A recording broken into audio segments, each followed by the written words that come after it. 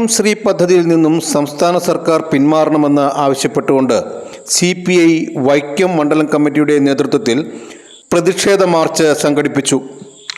Vaikom civil സ്റ്റേഷന് മുന്നിൽ നടന്ന പ്രതിഷേധ സമരം CPI സംസ്ഥാന കൺട്രോൾ കമ്മീഷൻ അംഗം R. സുശീലൻ ഉദ്ഘാടനം ചെയ്തു.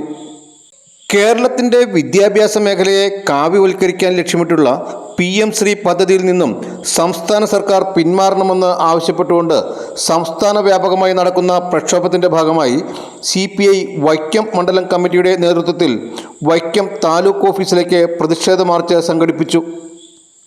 വൈക്കം സിവിൽ സ്റ്റേഷന് മുന്നിൽ നടന്ന പ്രതിഷേധ സമരം സംസ്ഥാന കൺട്രോൾ കമ്മീഷൻ അംഗം R. സുശീലൻ ഉദ്ഘാടനം ചെയ്തു.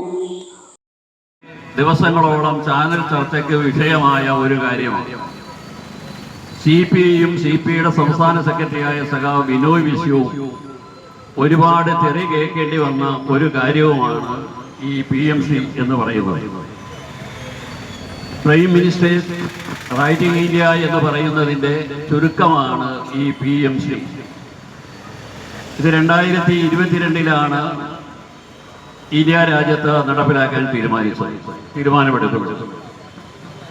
അത് ഈ വരുന്ന 2027 ഏപ്രിൽ മാസത്തോടുകൂടി അതിൻ്റെ കാലാവധി അവസാനിക്കും. ഇപ്പം 2026 ജൂൺ 24. അപ്പം ഇനി എത്ര മാസമുണ്ട് എന്ന് നമ്മൾ ആലോചിച്ചാൽ മതി.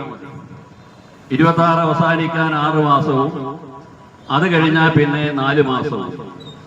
അപ്പം അങ്ങനെ വന്നാൽ 10 മാസം കൂടി കഴിഞ്ഞാൽ ഈ പദ്ധതി കാലഹരണപ്പെടും. അത് കഴിഞ്ഞാൽ പിന്നെ ഇതിൻ്റെ പേരിൽ ഒരു പ്രശ്നവും.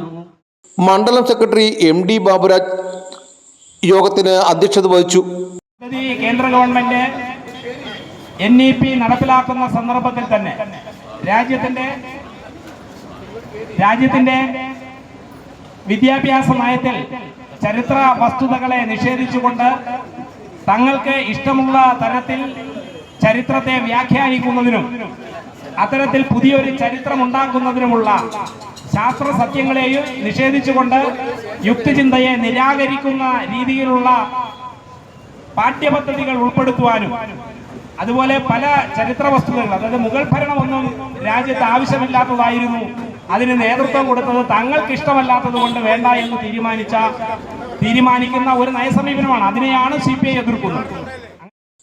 N. Anil Biswas, D. Ranjith Kumar, KK Chandrababu, S. Biju, MS Ramendran തുടങ്ങിയവർ സംസാരിച്ചു. Vision news, Vaikom.